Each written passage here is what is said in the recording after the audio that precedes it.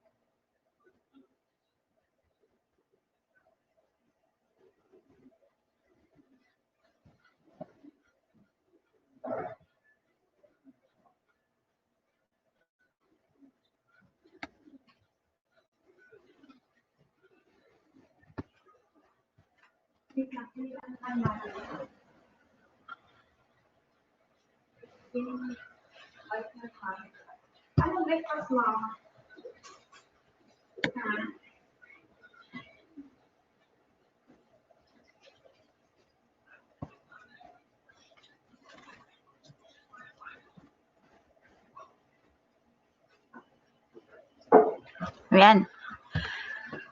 Hi guys, welcome to our 2021 outlook for some cryptocurrencies. Unahin natin si BTC and then Ethereum, Litecoin, nasa na ba? Yung mga major lang na cryptocurrencies yan. XRP at saka Link, yung mga top 5 lang siya based sa coin market cap. I think na medyo nagbago ata eh. Umakyat kasi si Polkadot. Ayun. Except lang si Tether kasi stablecoin naman siya. Pero bago tayo mag-start, check muna natin yung performance ng 2020. So, ito siya. Na-share ko ba ito sa ano? I think na-share ko siya sa yeah, dito. Na-share ko siya sa channel ko and then dito naman yan, kung mapapansin nyo, ang biggest gainers ay si Chainlink, up 500%. Tapos, sumunod si Ethereum and then BTC up by 300%. Tapos, Litecoin, LTC. Si XRP up lang siya ng 13% kasi nga nagkaroon siya ng may inaayos pa siyang issue with SEC. So, medyo matagal-tagal pa yun sa tingin ko. So, biggest gainers, yan, cryptocurrencies and then followed by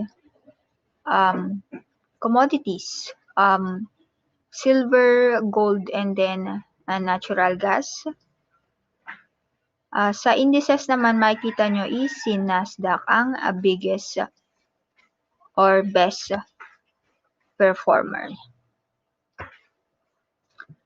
Biggest losers naman is si US oil, down 21.47%.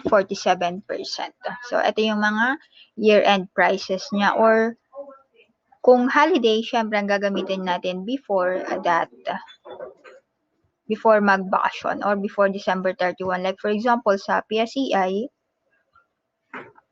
ginamit ko dito is ito, December 29. Kasi nga holiday yung last 2 days.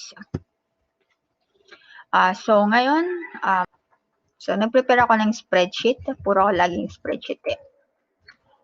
Pero i-explain ko siya mamaya kung bakit yun yung estimate ko. Like for example, dito sa Bitcoin.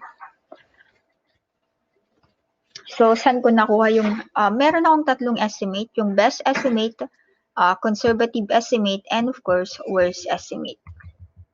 Wait lang, i-ano natin. So, andito rin yung mga gains nila ng 2020 and previous years. Ang source ko dito is coin market cap. So, yun, biggest gainers natin, dati si XRP dito in 2017. Ang laki ng gains niya. Siya yung biggest gainers ng 2017.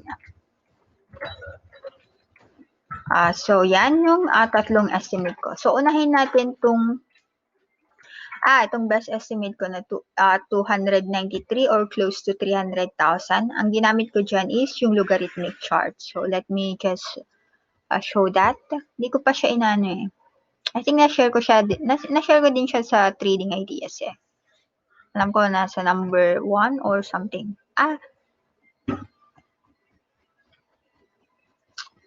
Dati kasi hindi pa ako nag-stream. So, yun. Nung 2020, nag-share din ako ng ano ko ng 2020 eh. Ginamit ko dito is yung Elliott wave. Ina-expect kong maging 46 before 2020 ends. Pero ang na-reach niya is more or less close to that 30,000, yung wave 3. So, yun. Share ko lang din yung previous na expectation ko. So, for 2021, so na ba na ito? Yun, shinare ko siya ng December 29. So, let me just puntahan lang natin siya. Wala, nakasave lang yun eh. Si Bitstamp ang ginamit ko dun eh. Wait, puntahan natin. Actually, hindi ko pa siya nagagamit yung sa logarithmic chart. Nag-explore lang kasi ako dito sa trading view. So, paano siya puntahan? Right-click nyo lang and then makita nyo dito sa right side. Click nyo yung logarithmic chart. And yeah, ito kasing ginamit ko dyan eh. Si Bitstamp. Wait lang. Nakaklik na ba siya? Okay, nakaklik na siya. So, gagamitin natin yung daily. Naku, na-delete ko ata siya. Ayun, hindi pa naman. Ko na-delete ko eh. Pero anyway, pwede naman natin siyang tingnan dun sa mismong pinost ko or pinost ba yun? Yeah, sa ideas kung sakali man. Kaya hindi ko pa ito inaano eh. Hindi ko pa siya din-delete. Ayun. Ay, parang kulang siya. Ano yan? Kulang. Wait. Para maging sakto. Try natin. Ayun na. 292.6 more or less dun. Check natin nga. Wait. Check ko lang yung coordinates para yun din ang gamitin natin sa 292, ayun. Dito sa kasi ang nilagay ko 293 something, so paste lang natin siya dito. Values only. So, yan. Ay, sana yun? Dito. So, eto siya. Actually, kung mapapansin nyo, every 4 years siya eh, after ng eto kasi yung di ba nung nag-start siya 2008, kaso kasi hindi pa siya medyo kulang kasi yung chart. So ang ginawa ko is, of course, gagamitin ko is yung next cycle na lang. So which is nag-start siya November 2013 hanggang yung peak niya nung December 17, 2017. So that's more or less 2017 less 4 years. Or estimated 1,476 days. So 1,476 days divided by, gamitin natin 365 eh, kasi diba 365 and 1/4, more or less 4 years. So every 4 years, halos same cycle siya. Ito nga lang kasi yung previous cycle hindi ko malagyan kasi pero nag-peak siya dito sa 2013 after more or less 4 years kasi 2013 minus 4 more or less 2000 kasi nag-start naman ang Bitcoin 2008. So more or less ganun yung kanyang trend. So yan. Kulang kasi yung kasi nung syempre nung mga bago-bago pa, hindi pa nata-track ng trading view or nung anumang exchanges yan. Kasi after malis naman siya, bago siya na-track dito sa TradingView. So, dahil dyan, kung mapapansin nyo, sabi ko nga kanina, it's the same cycle. Dito, actually, ito, second cycle na to eh. Itong 2013 to 2017, that's the second cycle that more or less expands, or yung timeline niya is 1,476 days, or approximately more than 4 years.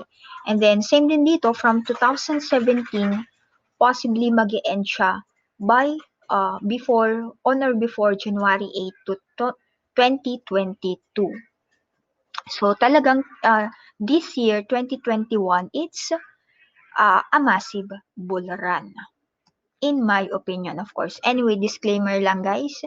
I'm not providing any financial advice. So please do your own research and trade cautiously. So, yan yung first cycle. And ito yung, kung mare-repeat niya lang tong cycle na to, ito ang ine-expect ko. Which is a possible target na 200, ayun na. Same lang din, 1,476 days. So, mag-e-end possibly by by January 8, 2022 with a possible target na, yun nga kanina, chinek natin yung coordinates niya, 292,000 more or less, or close to 300,000. So, syempre, on conservative note, gagamitin na lang natin yung coordinates, which is 292. So, yun, 292,000. So, yun ang best estimate na nakikita ko using this logarithmic chart. Actually, kailan ko lang siya dito ko lang siya na-explore kasi na-explore ko nga yung TradingView chart. So, that's the best estimate I'm looking at. And then, after ng mag-peak, diba, ito yung peak niyan sa first cycle, ito yung second cycle, and possibly kapag nag-peak siya sa 292, mapapansin nyo, nagkakaroon siya ng retracement na more or less more than 80+%. Dito kasi sa first cycle is 86%. Dito sa second cycle, more or less 83%. So, ang ginamit ko dito sa possible third cycle is more or less 83%. So, after niyang ma-reach, kung sakali mang ma-reach niya this year, or possibly early month ng 2022 next year, magkakaroon siya ng retracement more or less ng 80+%, which is I'm targeting around 47,000. So, yun yung possible correction if ever ma-reach niya yung 292. So, yan yung best estimate ko. So, yan. Nilink ko din siya yung mismong chart. And then, ano naman tong conservative estimate? Gagamitin ko is using CAGR growth or compounded annual growth rate. So, paano ko siya nakuha? Na-explain ko para at least mas maintindihan nyo. Kung mapapansin nyo, kinuha ko yung mga previous year-end prices ng Bitcoin using CoinMarketCap. And yung 20, wait lang yan. Yung 20, yung pinaka last year, I think 2011 ata. Yung 2011, 2012 and 2011, ang ginamit ko doon is yung big stump na year-end prices. Kasi yung CoinMarketCap hanggang ano lang siya, more or less 2013 year-end. Pero hindi na kasi nakasama yung 2012 year-end eh. So, yun. Nilagay ko siya, and then, paano ba kasi computing yung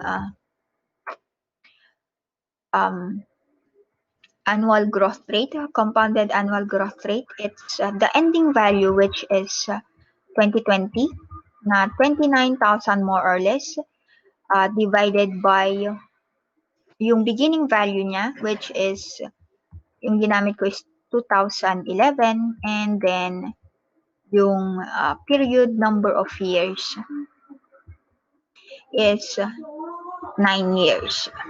So, yun. 2011 nga. So, yun. 2020 less 2011. So, that's a period of 9 years. Kaya, ang compounded annual growth rate ng Bitcoin ay more or less 313%. So, yung 313% na yan, i-project mo lang siya. Oh, ito pala. Yan. Ginawa ko na pala siya. Plus mo lang siya nung ending value ng 2020. So, which is, asan na yung 2020? 29,000. Ito, 29,001.72. Ang source ko doon is CoinMarketCap. So, yun.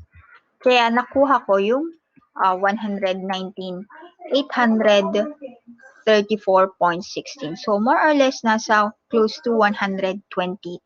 So, yun yung conservative estimate na tinitingnan ko using KGAR growth. And of course, yung worst estimate na tinitingnan ko is $9,665. So, ano naman yung basis ko dyan is the unfilled CMC gap. So, let me show you yung unfilled.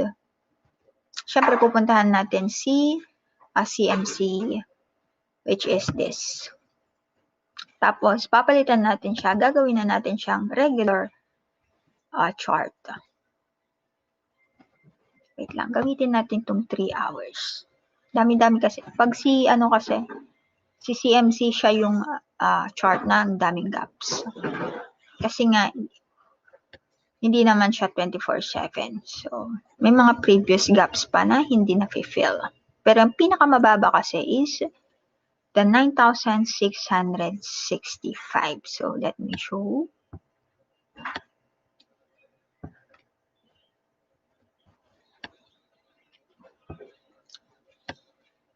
So, ito. Ito siya. Yung naka-red dito. Kaya meron siyang yellow. Wait lang para makita natin siya. Oh, wait lang. I-ano ko lang to, move ko lang tong red. Ay, wait lang. Ay, ba yan? Nakalock pala siya. Sorry. Kaya pala hindi ko ma-move. So, move natin siya konti. Ay, ano ba yan?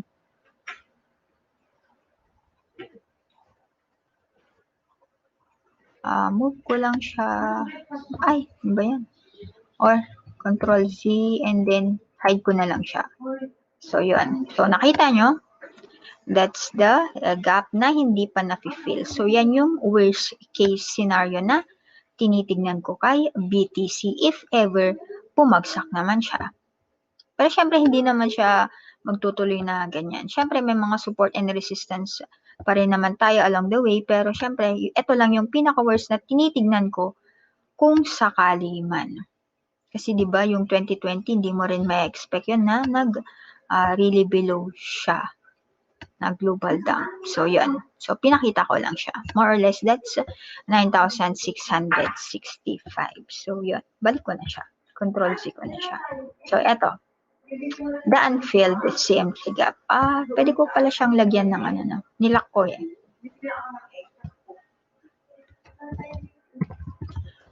Unfilled CMC gap. So yan. Para at least alam ko siya na it's still unfilled. Wait lang, lagay ko nga sa taas. Sa up. Ayun. So, yan. So, yan yung possible kong tinitingnan for 2021. Siyempre, meron din akong nilagay dito na possible risk-reward ratio. So, kung ma-hit yung 292,657.77, that's a possible gains or return of 909.10%. So, ang ginamit ko dyan is, of course, the ending price or December 31 closing price. So, yeah, 900 Pero kung bumagsak naman siya sa 9,665, possible loss around 66.67% from 29,001 point. Yun, yung year-end price natin. Or year-end closing price na 29,000, more or less, $29,000. So, yan, possible loss. Kung mapapansin nyo, risk-reward ratio is still, tingin ko, is still attractive. If ever ma-reach niya yung best estimate natin na 657,000. And, yun. So, para sa akin, it's still attractive, in my opinion. So, yun. I think that's it for BTC. Oh, gamitin din naman natin yung lagi kong ginagamit. Pero itong gamitin natin ngayon yung si Coinbase. Kasi isa ngayon kasi hindi ko muna ginagalaw si Bitstamp kasi nga dahil sa nandun yung logarithmic chart na ginawa ko. So, dito naman, ito na lang gagamitin natin na for Renko chart. Ayun no. Etong Renko chart na start ko lang siyang gamitin last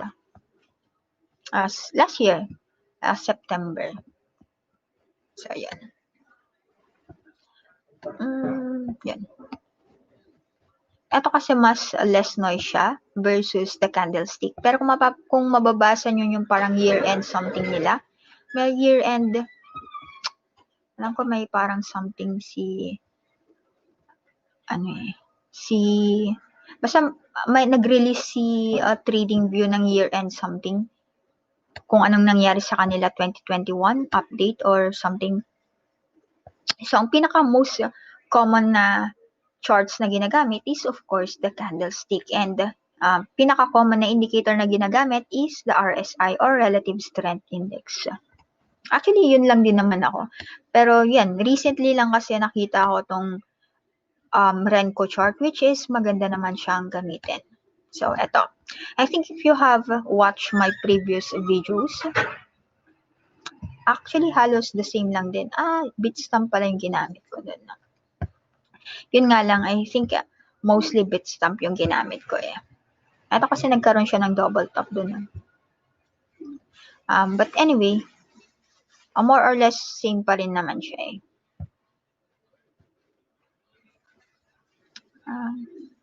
Nagkaroon siya ng double top dun. Wait lang. So, yan. Kailan ba ako? Nag-start ako mag-stream around May. So, paki-check na lang. Kasi I think halos same lang din naman, di ba? Sinasabi ko. So, measure lang natin ng height. Normally, kapag triangle naman is, mini-measure natin yung height. And then, yun yung ating, forecast. Kaso, yung forecast na natin na yun is already been filled. Because if I'm not mistaken, nasa 28, 29, or close to 30,000 yung mga naging forecast natin in recent or sa mga previous videos pala. So, copy lang natin siya and then Control V or paste and then yun. Lagay natin siya at breakout. So, ito yung target natin noon. Diba? Nung hindi pa siya na-fill. Ay, ba't yellow? Wait lang. Palitan ko lang siya ng white. Yan. Diba? So, yan dati yung previous target natin, around 28,797. Medyo siya more or less may siya. Ano ba to? Approximately estimate 28 to 29,000. Pero minsan sinasabi ko is close to 30,000. So, yan. Yung mga, yun. Pa-check na lang. I think, yun naman mostly sinasabi ko eh. So, etong Renko chart kasi, paano siya gamitin? Actually, mas makaka-ride ka to longer eh.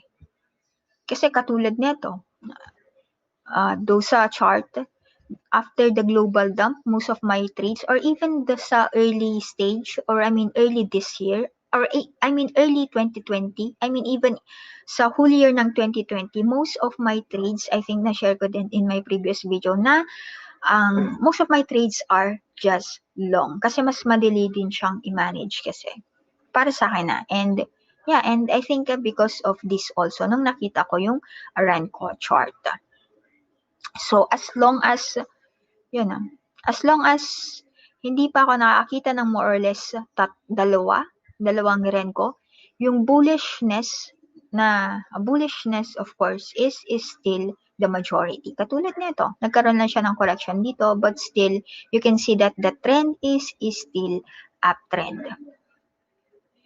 So, eto more on short term na lang to Kasi yung long term target natin or for the year target natin nasabi ko na, which is 292, conservative 120 more or less, and worst case around 96.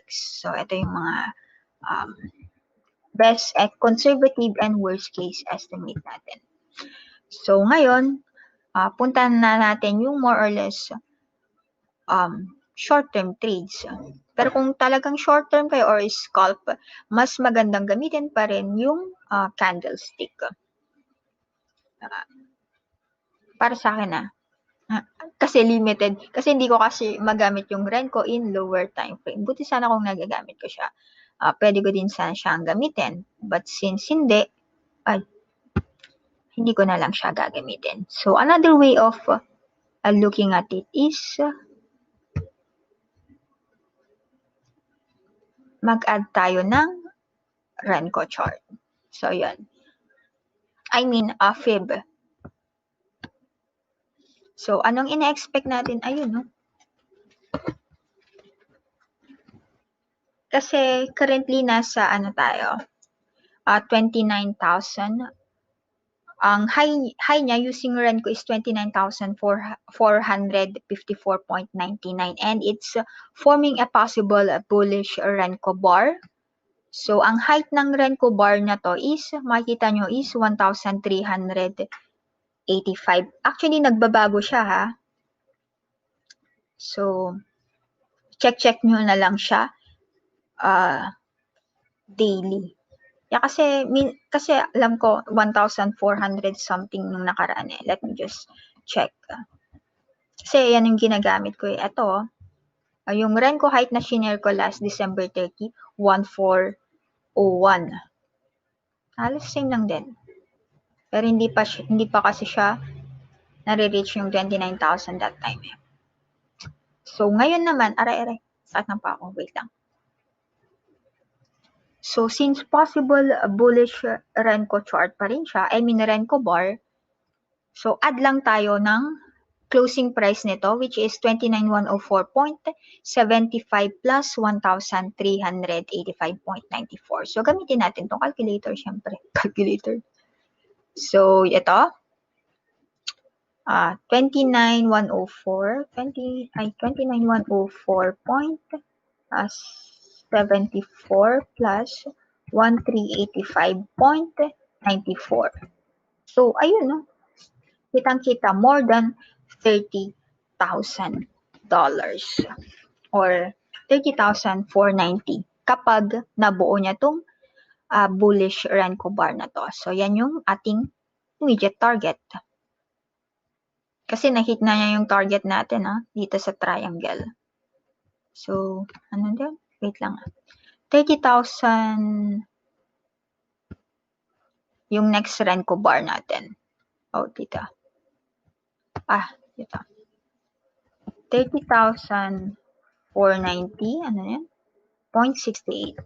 490.68. And then this is the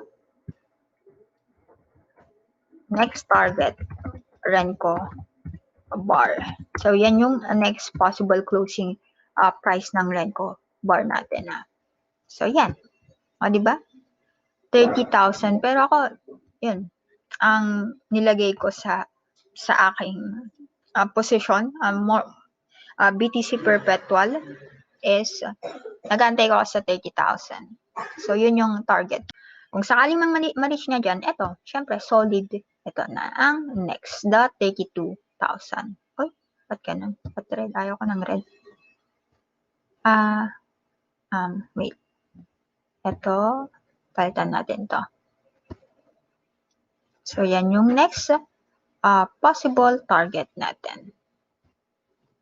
Yan.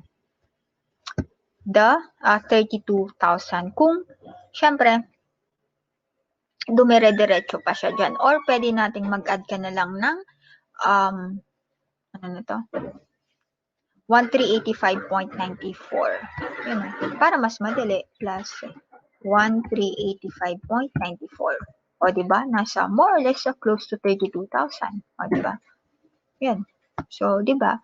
Pag sa Renko bar kasi ginagamit mo, each Renko bar, pwede mo na siyang gamitin as yung pinakamataas as resistance and yung pinakamababa ng Renko bar as support.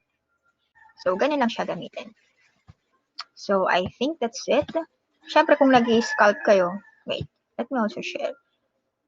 Kasi nag-i-scalp din ako is, siyempre, mas magandang gamitin yung candlestick. Naka-close pala to eh. So, yun. Ito. So from Renko chart, gamitin naman natin yung candlestick kung nag-i-scalp kayo. So, check natin yung 3 hours. Yeah, share ko din lang din yung nakikita ko dito sa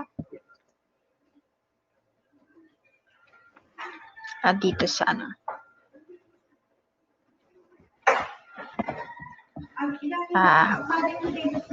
Ang nakikita ko kasi dito is a possible bullish flag. Ano ba yun? I think na-share ko sa or eto na lang.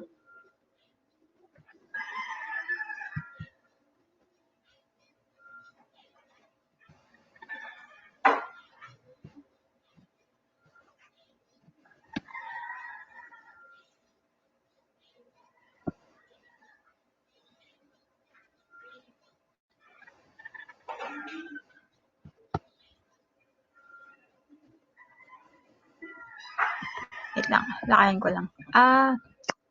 Galing pala to sa ano, no? Sa Renko chart. So, okay lang. Sige.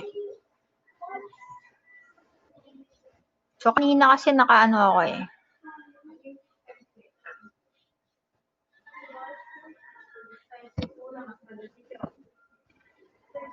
So, ito kasi ang nakikita ko for this one. So, possible bullish flag in sa candlestick. Kanina kasi meron akong ano eh. So, copy lang natin siya and then paste natin siya possibly at breakout. Wait lang. And then paste. And possibly ito din yung aking target kung sakali man na mag-breakout siya. Kaso kasi hindi pa siya nag-breakout dito sa area na to. So, antin ko na lang siya na mag-breakout dyan. So, possibly, yeah, 33,000 more or less. So, ibig sabihin is mag-breakout siya dito sa resistance area or resistance trend line natin. Yan, dito. Sa more or less 32,000 area. So, yun lang yung masishare ko for, I think for the long term, I mean 1 year target, more or less. I think, yeah, outlook for 2021 and of course, short-term targets. Kung nag-i-scalp kayo, I think meron na kayong sariling more or less strategy kung paano nyo pasukin ang market. So, I think yun lang yun. Tinitingnan ko lang. So, next, after kasi ang pinaka-ano lang naman dito is BTC. Kasi siya yung pinaka-biggest market cap. 71%. Anyway, may share pa pala ako dito regarding sa BTC market cap kung sakaling ma-hit na yan. Wait lang BTC circulating supply times the then estimated market cap. So, check lang natin. Kaya ako pala inopen to. Share ko lang saglit. Para matignan na din natin yung gake kung sakali mang ma-reach niya yung possible targets natin. So, check na lang natin to. So, gagamitin na lang natin dito is yung circulating supply dito sa CoinMarketCap. Though, syempre, pagkakaroon siya ng additions yun eh. But anyway, for simplicity, yan na lang gamitin natin.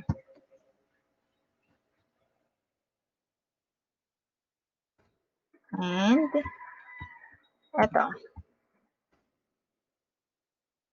And then, estimated market cap, kung sakali man, times yan.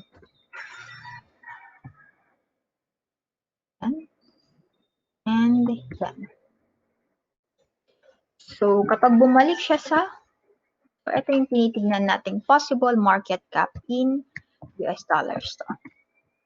Wait lang, in US dollars. Oh, ano natin. Lakihan natin kasi hindi nakita lahat yung numbers.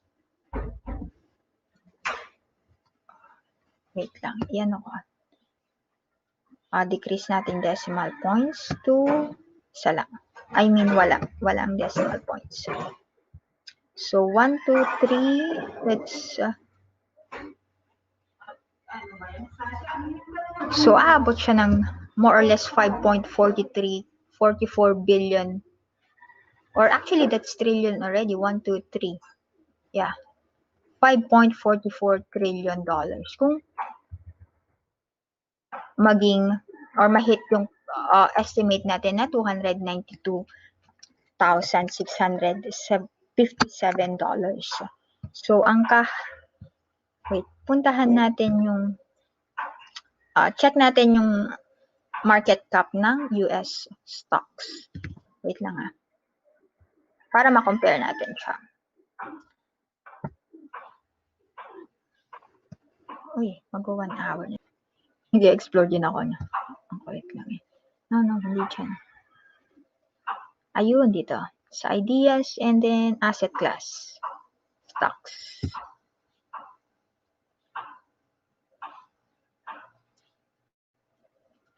Para makita natin yung possible ka-level niya na. Kasi eto, more than Apple na to eh. I think eto lang yung Apple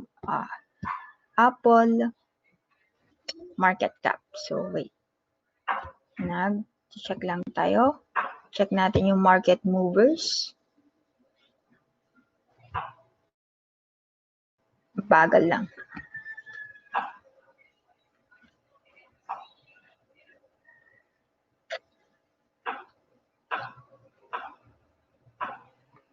And then, check natin yung kanilang market cap. Ito, tingnan mo si Apple, 2.25 trillion lang siya, diba? Wait lang. Check natin kung naka-arrange siya in, ayun, pataas, 5 trillion. So, eto, close to Apple na siya dito. Dito. Close to Apple. Diba? So, yung Apple dito is 2.25. Dito, 2.22. So, more or less close to Apple shares na siya. Apple Inc. shares. Apple Inc.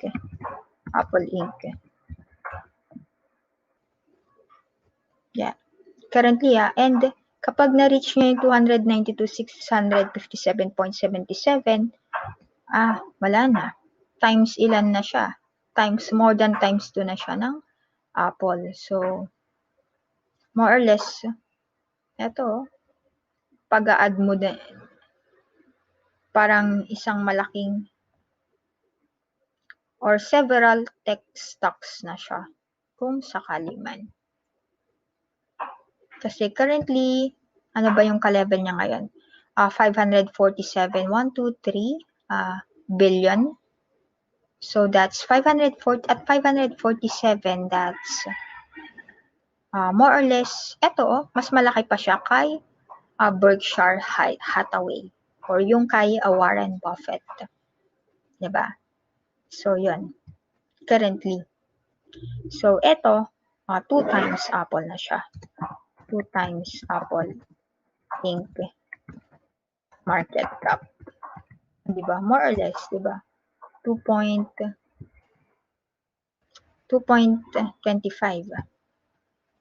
So, divided by 2.25.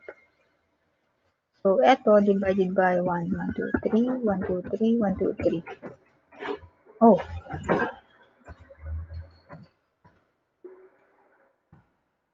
Divided by 2, what's that? 255. 2255.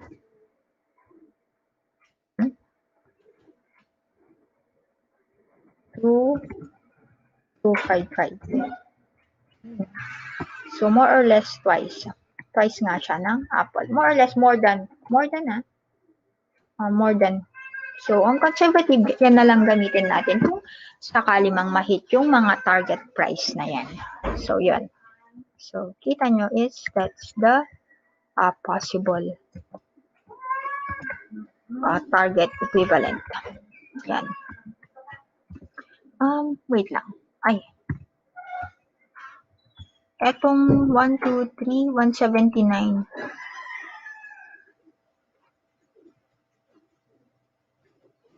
Yung 179 more or less, saan siya doon? Palit na lang siya doon eh. Kapag bumalik siya sa 9,665.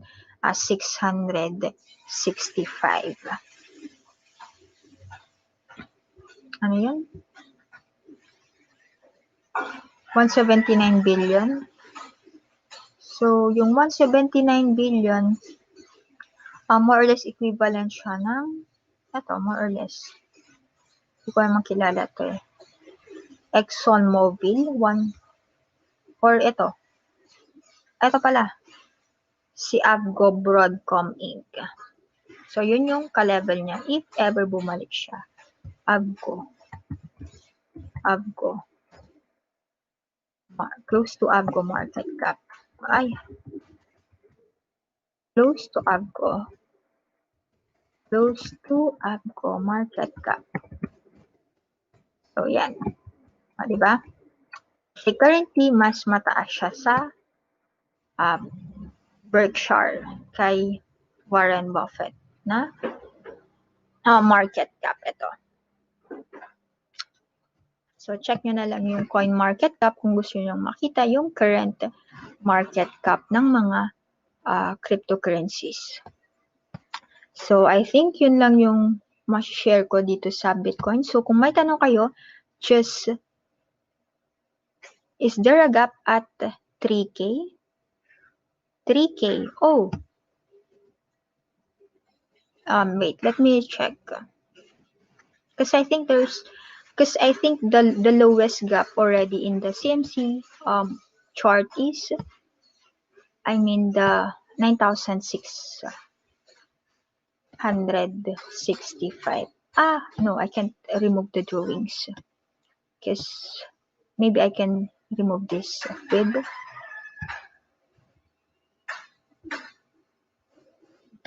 because most of the gaps has already been filled. Even this 16,500. So let me just hide that. Because these are the gaps that I'm looking at that are not yet filled at as of this time. So let's just wait to load it.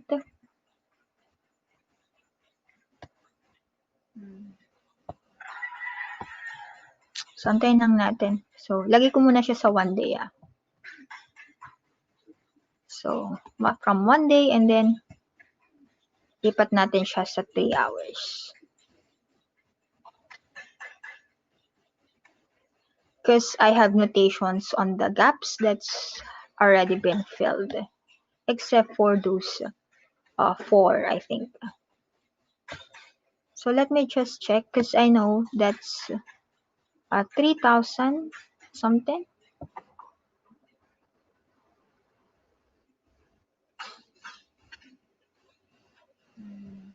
Wait, let's check. So let's just try to load everything. Then there.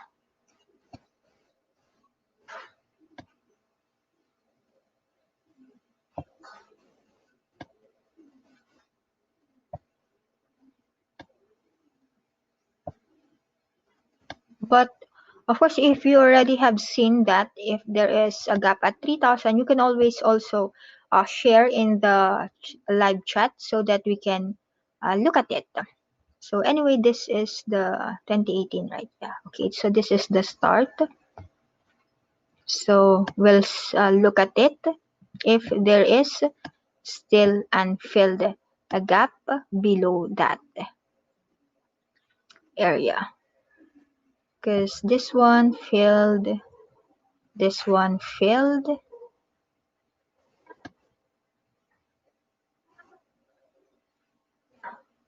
Yeah, the lower part is this one filled, this one filled. Oh, here, this area filled.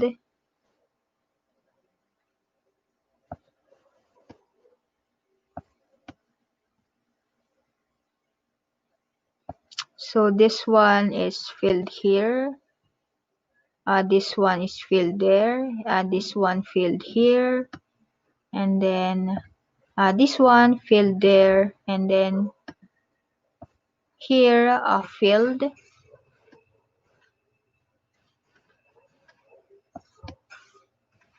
That's 2019, right? So 2019, that's this one is filled, so this one is filled, this one got filled there and also there. So we're just checking all the gaps if this have been filled. I'm using the 3 hours. Filled, filled, filled, and then yeah. But if I overlook something, yeah, feel free to share. I already started this, and most of this have been filled because that's yeah, most of it are filled because I already make some notations here that's have been filled unless wait, let's check on the lesser or lower time frame, 30 minutes.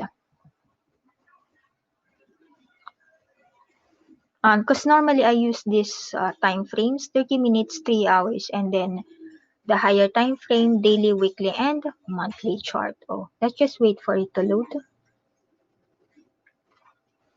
Because at the moment, I have not seen a gap at 3,000 area. Because that's the lowest that I'm looking at, the 9,600. Oh, let's just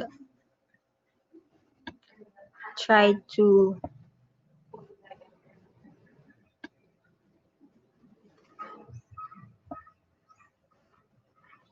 oh,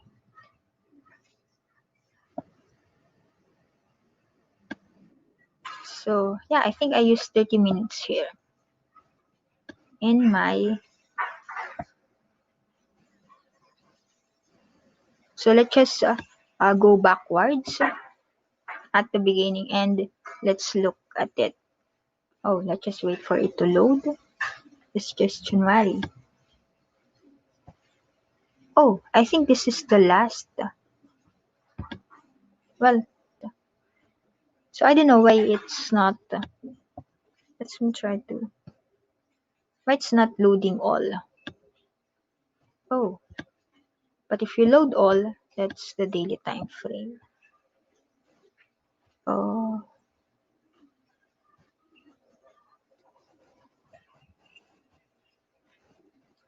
Oh, so it means that there is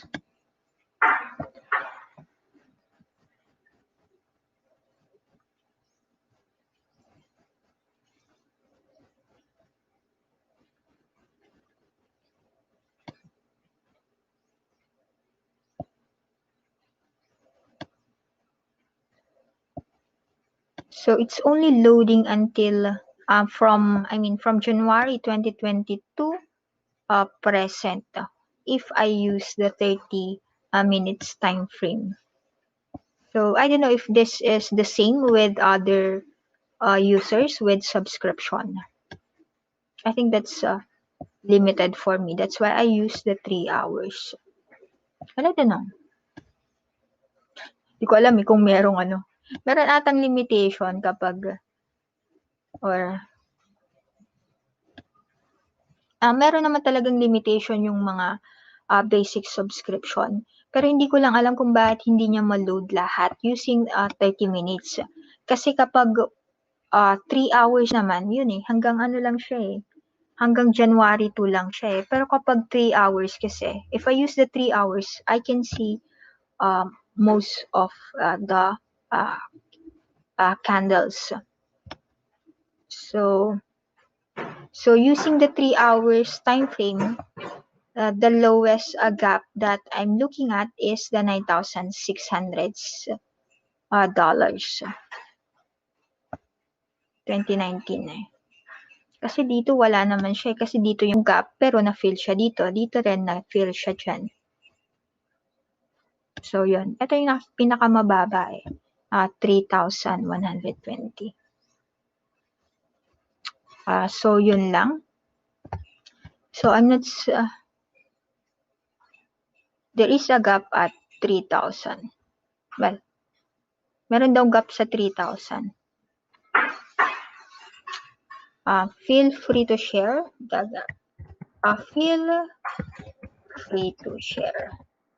The chart is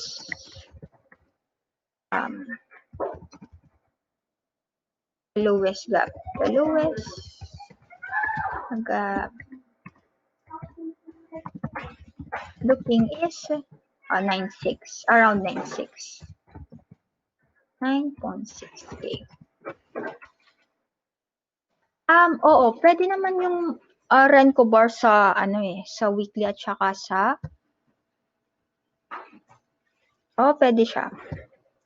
Depende kasi sa subscription mo yung sa paggamit ng Renko chart.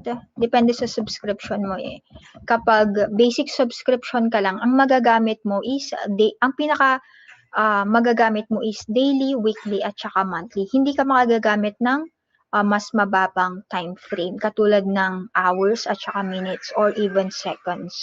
May limitations kasi yung mga basic subscriptions. Pero kung naka-pro ka, Pro Plus or Premium, syempre magagamit mo lahat yung features ng Renko bar. Actually, maganda din sanang gamitin siya na mag-scalp. Pero, yeah, I think okay naman na din ako dito sa basic subscription kasi mag-a-add pa ako ng pag nag-subscribe ako katulad nito. Check lang natin. Kapag mag-upgrade kasi ako, wait lang ipapakita ko lang. Dagdag bayad yan. Dagdag bayad talaga Ito yung mga babayaran mo. Kasi ito yung current ko Siyempre, dun lang tayo sa free, di ba? Kapag nag-subscribe ka monthly or annually kung ano man gusto mo dyan, ito yung mga rates. So, 14.95 per month. Kapag pro, makikita mo na din dyan yung mga, mga magagamit mo. Siyempre, basic plus ito. Kung sakali mang mag-subscribe ka. So, nadadagdagan ng features. Siyempre, yung premium, 59 or $95 per month or more or less 60 times 50. So, more or less 3,000, 60 times 50. So, more or less 3,000 pesos per month. So, yun. So, depende na sa inyo kung gusto nyo mag-add pa ng other features.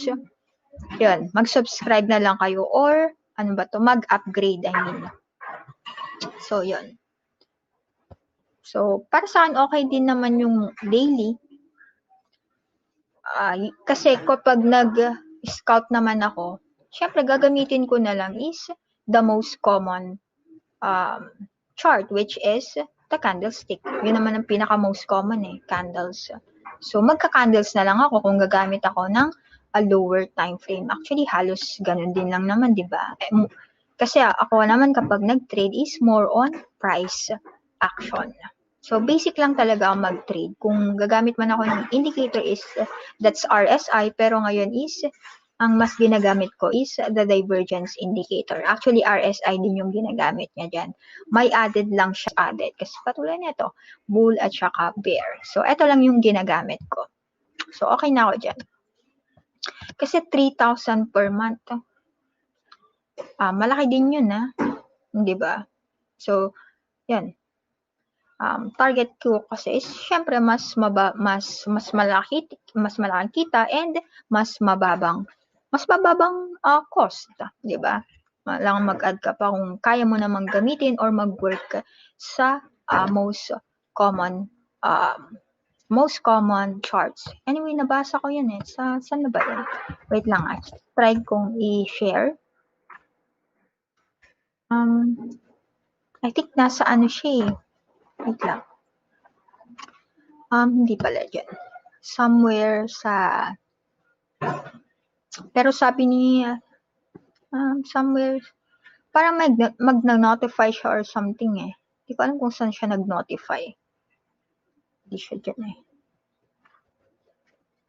Parang update yun 2021 update yun ng TradingView Hindi ko lang matandaan kung saan ko siya nakita. Wait lang. Try kong check. Or i-share ko na lang kapag nakita ko. Basta ang sabi niya doon is yung sa report na yun. Basta syempre dumami yung users, mas marami. And pinaka most common na ginagamit is candlestick, charts, and RSI. So yun lang. Okay. Nakalimutan ko So anyway, share ko na lang siya sa saan ko ba siya share? Share ko na lang dito kapag dito na rin sa live chat kapag nakita ko siya ulit. So, yun. And next natin na check is syempre si Ethereum naman. Kasi natapos na natin si Bitcoin. So, ito yung mga estimate outlook natin. Best estimate, conservative estimate, and the worst estimate that we are looking at. Na tinitingnan ko pala. May nag-English kasi dun sa may foreigner na pumasok. Joke lang. Anyway. So, next na tayo is Ethereum. So, ito naman. Share ko siya. So, kaya pala ako nag-spreadsheet kasi compute ko yung CAGR growth ng lahat ng to. Kasi basic kasi or yung mga top na trade ko lang talaga is yung nasa top, Bitcoin, Ethereum, at saka Litecoin. And then, dinagdag ko lang tong si XRP at saka si Chainlink. So, yung nasa top 5 lang sa ngayon. Kasi nagbabago yan So, ngayon, yan. So, based on that CAGR growth computation, ang nakikita ko kay Ethereum, kung sakaling mag-grow pa rin siya at 374%, that's a possible $3,500. So, more or less, may point something lang siya doon. Kasi, syempre, ang ginamit ko dyan is the year-end closing price based sa CoinMarketCap na 737.80. So, yun. So, this is the best estimate I'm looking at. The 3,500 using the CAGR growth over, I think, over 5 years. So, yun. Possibly 3.5. Yun yung best scenario na tinitingnan ko. And then, on conservative estimate, syempre, ang gagamitin ko ulit is yung Renko chart. Ewan ko, mas maganda kasi siyang gamitin. yung Renko chart. Pero you can also try to use other charts dito. Diba? Dami naman dyan eh. So, pili ka na lang kung anong gusto mo dyan. Basta kasi sa basic chart, ang ginagamit ko lang is the candlestick. Minsan gumagamit ako ng Hikinashi. And then ito, yung mga less noise charts. So, mostly ginagamit ko is the Renko chart. Parang mas maganda kasi siya, in my opinion. But you can also check the others. Minsan sinitingnan ko din mga yan. Yung mga less noise charts. So, puntahan natin si Ethereum using the Renko chart. So, best estimate natin is 3,500. So, ano yung $3,500?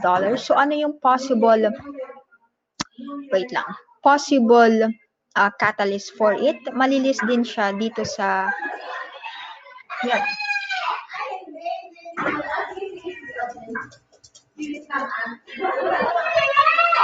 Maglo-launch din sila ng Bitcoin indices.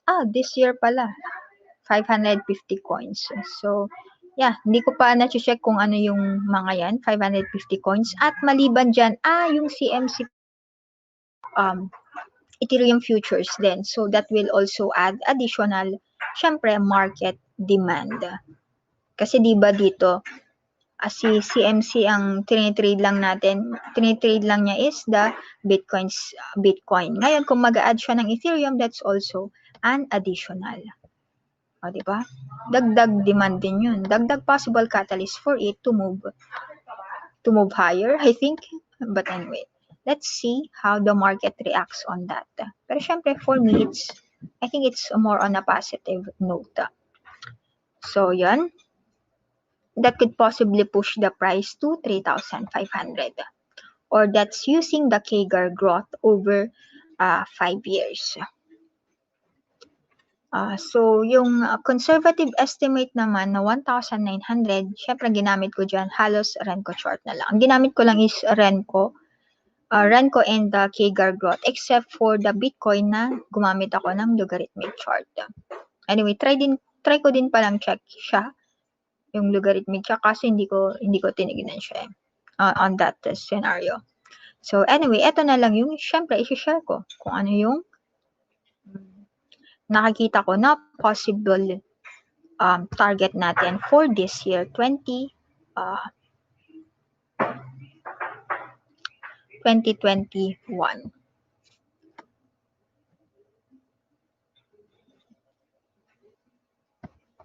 Na ganun na siya.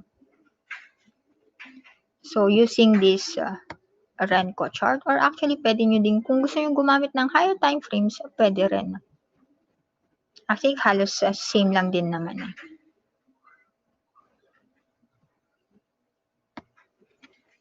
So, check natin kung gagamitin natin yung weekly time frame. Kita mo, it's still forming a possible bullish Renko bar sa weekly time frame.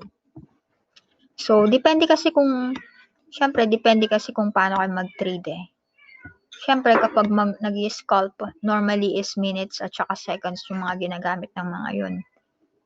And then, pag swing, more or less hours na yung ginagamit. So, hours to daily. So, measure lang natin. Triangle pa din naman yan. So, measure lang natin yung kanyang height.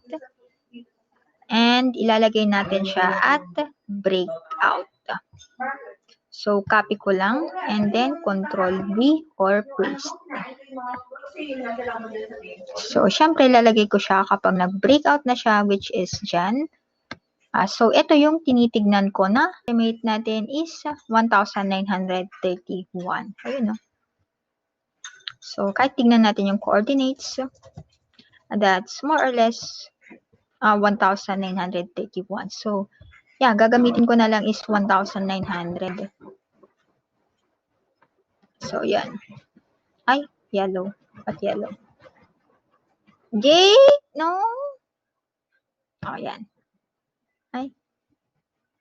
1,931. 1,931. So, yan. So, yan yung tinitignan ko na possible target or conservative target sa Ethereum. So, syempre may mga basis lahat yan para at least computations or charting ang ginamit natin. Yeah, kasi for sure may mga nababasa kayo ng mga targets dyan eh. So, yan. Para at least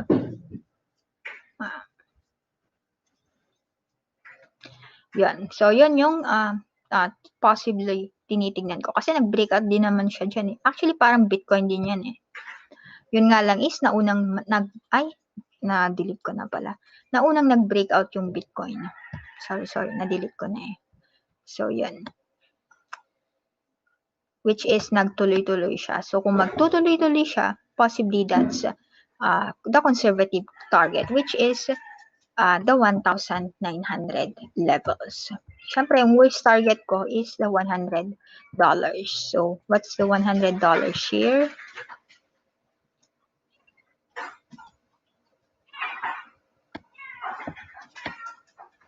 Dito siya. Which is more or less dito.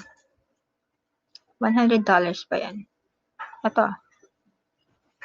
That's closing price is 90. Yes. Yan, 90 eh. More or less this area. So, close to $100. So, ito siya. So, ayan, no? So, yung previous low niya. Actually, hindi naman hindi naman siya yung pinaka-low niya. Kasi yung pinaka-low niya dito is the 44, using the Renko chart. So, yan yung tinitignan kong, pwede pala natin, wala kayo ng 3.5, So, wait, check lang natin kung anong fib area yung 3.5.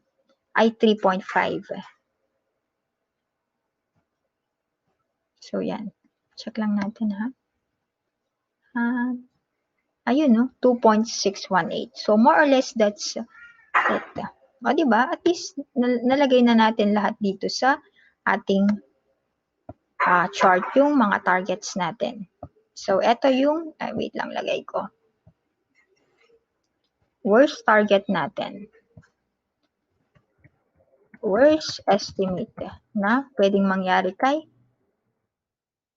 lagay ko sa top. So, yan yung worst estimate na pwedeng mangyari kay Ethereum, balik $100. Ito yung 1,900, which is our conservative estimate for 2021. That's the top. And yung ating, ayun, no? 3.5 something. Check ko lang. Diba? 3.5 siya. 3.501 nga eh. 3.5. Pero gagamitin na lang natin 3.5. And that's the best estimate. Estimate using KGAR. 5 years. So, yan. Or, that's also 2.618. So, yan yung mga tinitignan ko na possible scenarios for Ethereum. But since nag-breakout siya and nag-breakout siya and uptrend, ang bias ko pa rin dito is for it to retest this previous highs na 1,300 or close to 1,400 before after nun is possibly ma-hit yung ating estimate na tinitignan ko, the 1,900 area. And syempre kung sobrang bullish, possibly the 3,500 area. So I think yun lang yung masishare ko dito sa Ethereum. So next, so kung may tanong kayo, just always feel free to ask. Yes, oo, pwedeng gamitin. Oo, pwedeng, nag-reply gamitin. Kung pwedeng gamitin weekly at saka daily. Weekly at monthly.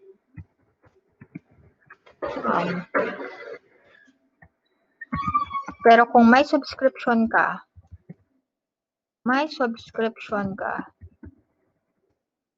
sa TradingView, pwede mo ring magamit sa lower TF like hours, minutes or even seconds.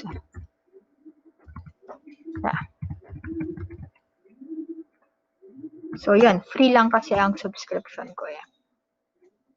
Yun, paki-note na lang, hindi ko kasi nakita yung gap sa 3,000 sa BTC eh. Anyway, siguro ano siya, may subscription siguro yan. Kaso wala din naman sa 3 hours eh. Anyway, let's see. Kaya nga pinapashare ko sa kanya para at least makita din natin. So that at least, yun, i-ano din natin, i-revise din natin. Kasi itong estimate naman na to is possibly mangyari. Hindi naman, kaya nga may disclaimer ako at the beginning of the video. So, yun, tapos na tayo sa Ethereum. So, anyway, next is the Litecoin. So, puntahan na natin si Litecoin.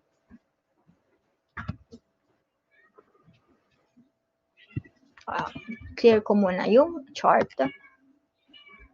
I-remove ko muna yung drawings. So, yan.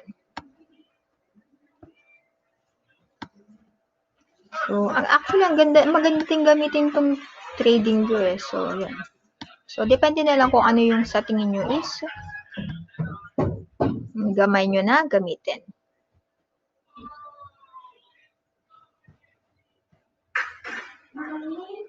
Kasi ang dami namang type of charts eh. So as long as consistent pa, profitable naman kayo using that chart, then go with it. Yan.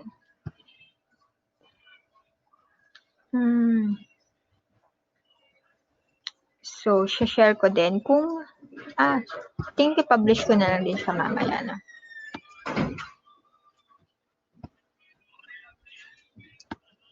Okay. Yan. And copy ko na lang siya. Copy and then Control V and then yun. Kaso kasi hindi pa siya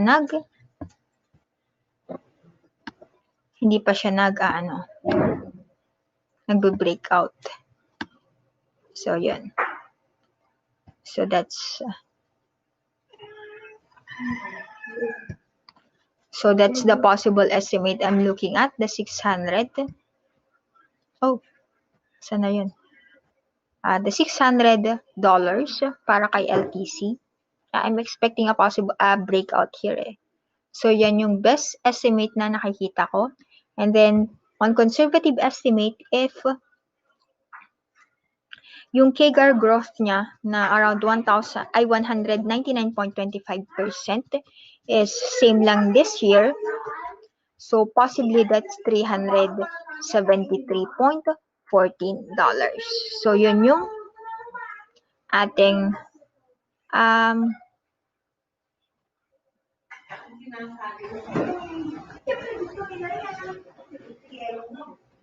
wait lang kasi hindi siya masyadong nag-ano dito eh.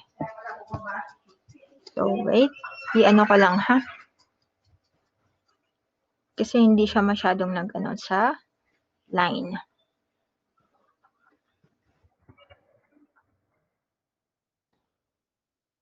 So possibly this area, and that's 577. So more or less 600.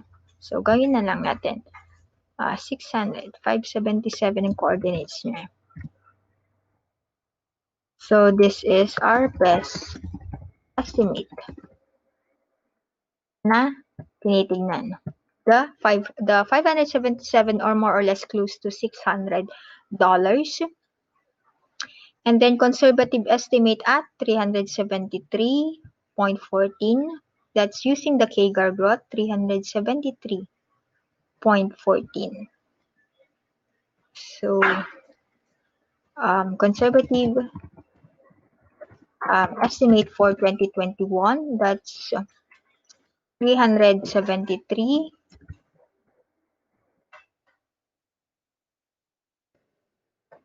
So, eto, lagay ko na lang na 577 kasi yun naman yung nakalagay dyan.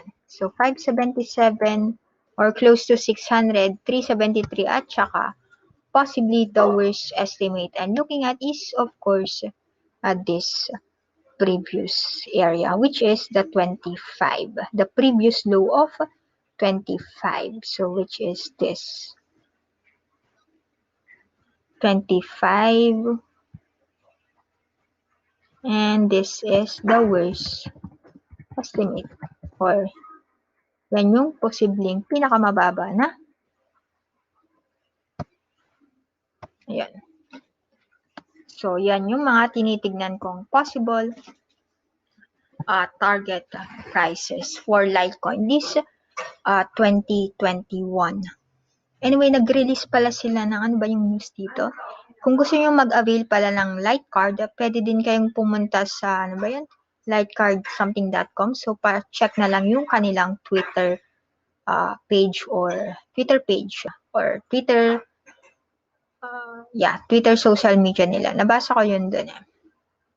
So, yun yung tinitingnan ko dito sa Litecoin. On short term trend naman, bullish pa rin naman ako dito that possibly will retest this area at mag-breakout siya dyan. So, yan yung tinitingnan ko kay LTC.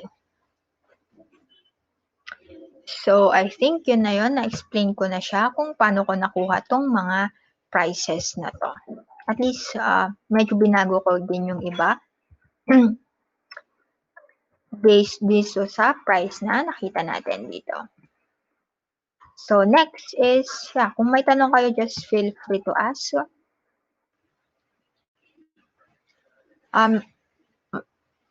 Or type lang dito sa live chat or pwede rin kayong mag-join sa mga groups na nilagay ko dyan. So, kung gusto nyong ma-check yung mga previous videos, pwede nyo din kayong pumunta sa YouTube channel. Kasi ito, naka-stream din siya doon para at least, kasi siya, nadidelete kasi pag dito sa trading view. Or hindi mo na siya makita after. So, yun. So, dito naman kay XRP. Nako, si XRP. Actually, dito kay XRP, lugi pa ako dito eh. Nilugi pa ako. Lugi. Naipit din ako dito sa XRP. So, remove lang natin lahat ng drawings and then analyze natin kung ano yung tinitingnan kong targets for this year, 2020. Sa battle nila with the SEC, syempre hanggat hindi siya nare-resolve, yun, magti-trade lang siya within this downtrend channel. Di ba, nag-breakout na nga siya dyan, no? And then, bumalik siya. Bumalik siya sa triangle area natin. Hindi ko pala nakita yung sa ano. Wait lang Check natin yung LTC again. Lagyan lang natin siya ng possible para makita ko kung anong level yun. More or less. Dito, and then, sa pinaka-high, ayun. That's 1.38 to din. Halos doon siya pupunta. Yung 577 natin. So, maganda din gamitin tong fib na to. Kasi nakikita mo yung possible support or resistance. So, balik tayo sa XRP.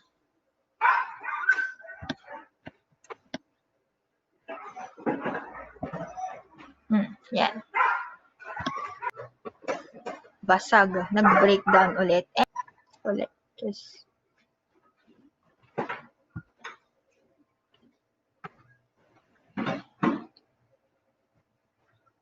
ito. Copy and then paste. So, syempre, antayin ko na naman yung possible breakout niya dito sa area na to.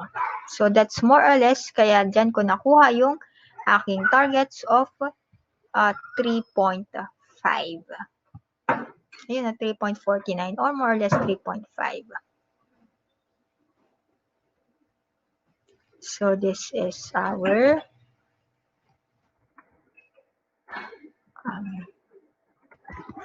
best estimate for 2021. Best estimate natin.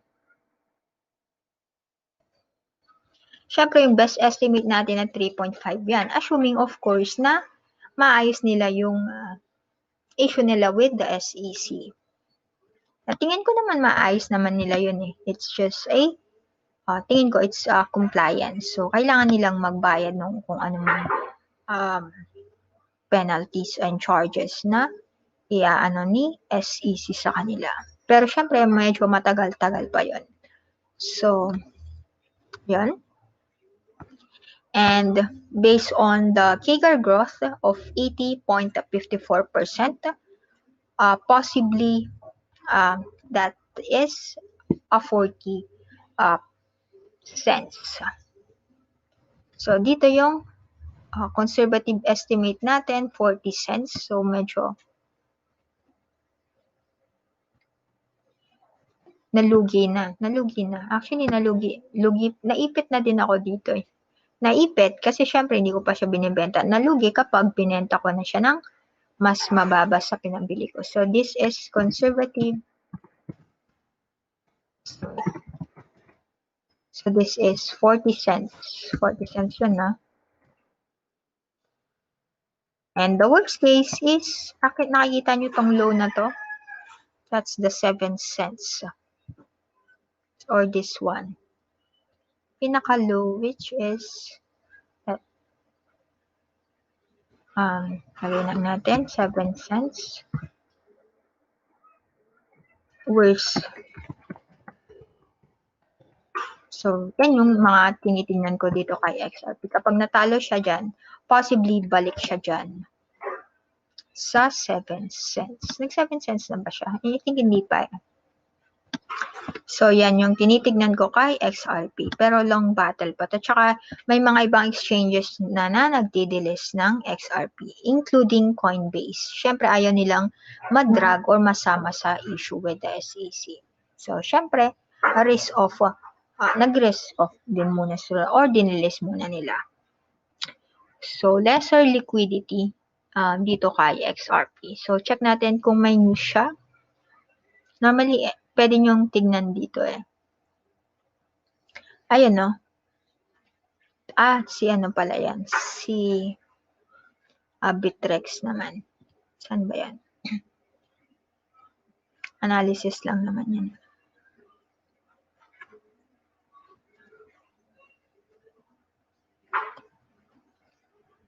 So yun.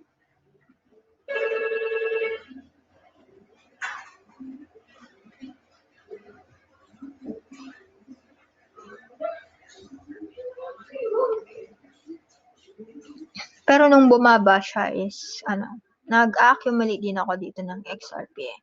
Pero sa ngayon, stop accumulation muna ako kasi antayin ko muna na matapos yung or masettle yung issue with the SEC before I will buy back. Kasi syempre, when it comes to risk-reward ratio, it's a very risky. But syempre, kapag bumalik siya sa price or even sa best estimate price natin, that's a risk-reward ratio of possibly 21.89. So, napaka-rewarding kung sakali man. Pero sa ngayon, syempre, higher risk, higher reward. Diba? So, yan. Sa ngayon, hindi muna nag-accumulate nito eh. So, I think that's it for XRP. So, eto, using the Renko chart, eto, using the CAGR growth, and this one, Renko din. So, yan. So, kung makikita nyo, kung tinitignan nyo din yung possible risk-reward, siya yung pinakamalaki. And then, followed by Bitcoin. After Bitcoin is si Chainlink. Tapos halos same lang si Litecoin at saka Ethereum na 4 times. So, yun na yung kay XRP. And syempre, yung kung nasama kayo sa snapshot ng Flare, i-distribute nila at mainnet. So, antayin na lang natin kung kailan siya. Possibly this first quarter. So, yon ang kay XRP. And then last, buti last na. Okay, last na to. 1, 2, 3, 4, 5. So, okay na yan. Kasi ang pinaka-major naman is, syempre, si Bitcoin. And then last is Chainlink. So, puntahan na natin si Chainlink. So, kung may tanong kayo, paki-type na lang sa screen or sa sa live chat pala. So last, hindi pa na natin nakita yung si BTC dominance. Pero kung napanood nyo naman yung previous video ko, halos same pa rin naman yung tinitingnan ko. Kasi 71% na ngayon, no? Ang next dyan is to fill the gap at 74 area. So kung ma-fill na yung 74 area, possibly dump yun sa mga alts. Itong 36.54 using the CAGR growth of 224.3% using a period of 3 years. So, yan. So, i-ano ko lang, lagay ko lang siya dito. 36.54 is 482, 36.54. 36.54. Oh, sana.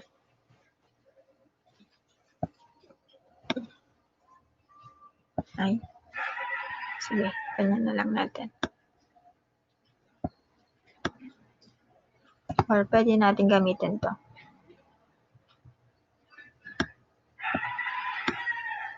Mas maliit na ano. Ito na lang.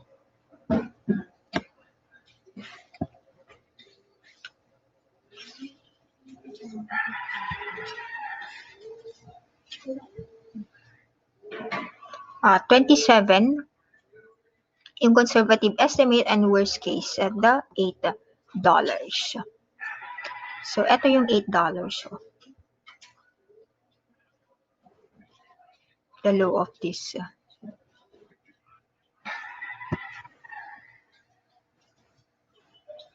The low of that is $8. So, worst estimate. So, balik siya dyan. Possibly sa $8. Kung sakali man.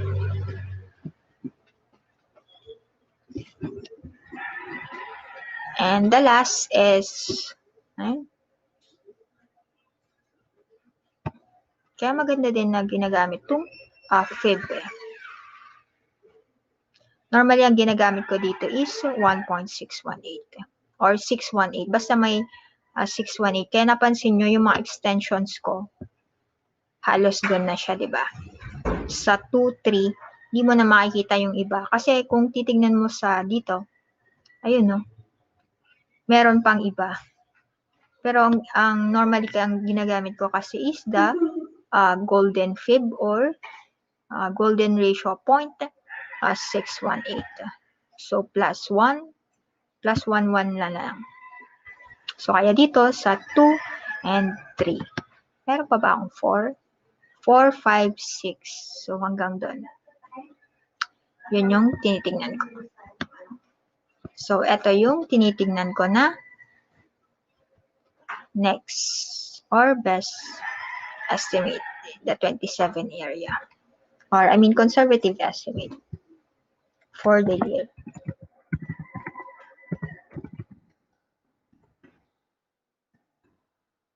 Or the 1.618. So I think ngayon ganun na lang siya. At kung makikita nyo naman is the trend or the Renko chart is turned bullish dito sa area na to. So, possibly, i-retest niya na itong previous high of around $16.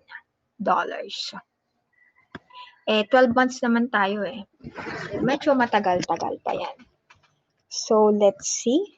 So, syempre kung short term, check nyo na lang kung anong chart yung gagamitin nyo. You can always use these different charts. Depende sa subscription nyo. At syempre, depende kung fit sa nyo yung mga chart na yon. Because ang pinaka-basic naman is, or pinaka-laging ginagamit is the candlestick. So, yon. I think that's it. Kung may tanong kayo guys, feel free to ask dito sa live stream, or you can also join in my groups dito sa Telegram channel, Telegram group, also sa Bitsy and A token. Kasi I'm working sa Bitsy at saka sa A token. And syempre sa YouTube. Kasi nga hindi siya hindi siya save. So yun, kaya nilink ko din siya sa YouTube video ko.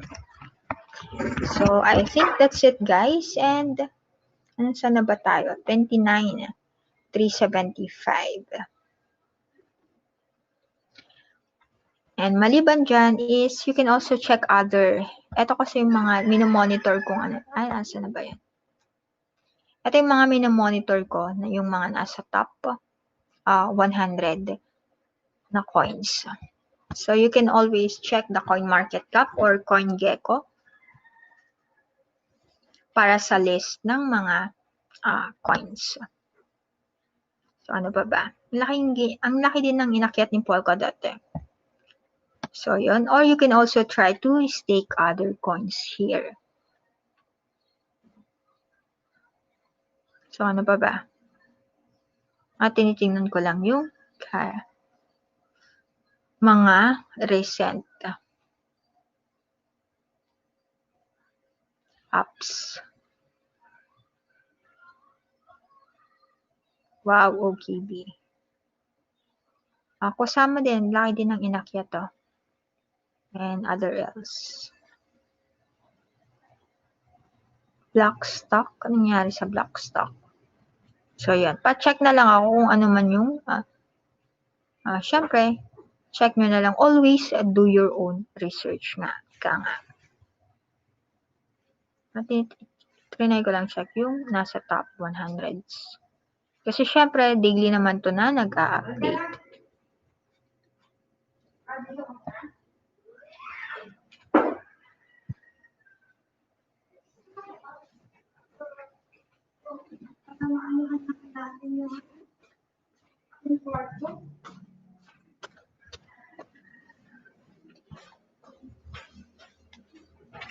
Ayun.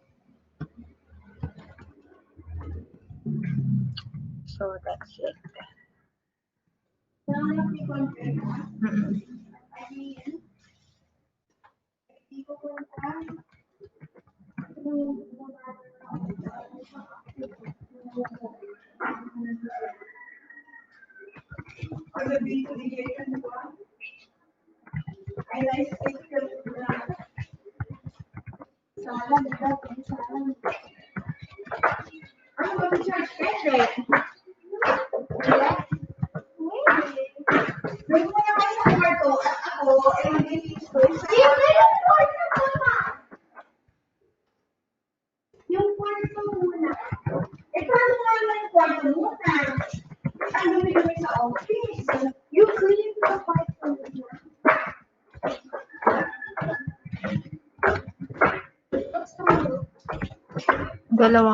Halos 2 oras pa.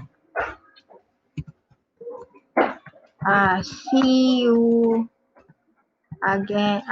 See you. For English pala. For English. We'll upload it. I will stream later today. So, actually, same lang din naman eh. Syempre, Tagalog lang to. Mamaya yung English. So, yan. So, check na lang natin yung sinasabi ni Neto. If there is the gap at 3,000. Wala kasi akong makita sa 3 hours eh. I don't know, maybe lower time frame yung ginamit niya. At may subscription siya. So, yun. So, eto na lang pala, isi-save ko na lang din to para mamaya or mamayang gabi. Ang tagal din pala yun, 2 hours. So, I think that's it, guys. For English, mamaya na lang siya, mamayang hapon or mamayang gabi. Bye, guys. Bye, guys. And Happy New Year. Happy New Year at happy trading.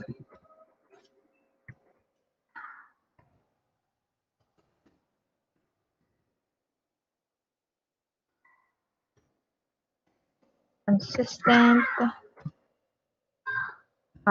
profit to everyone, to almost all.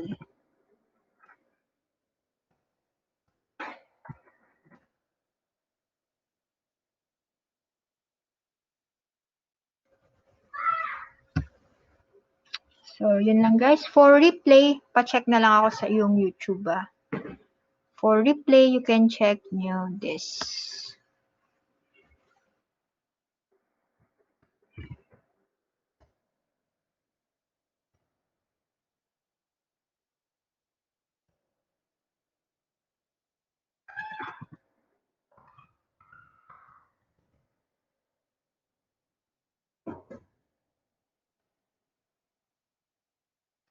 So, yun na. Salamat. Alright.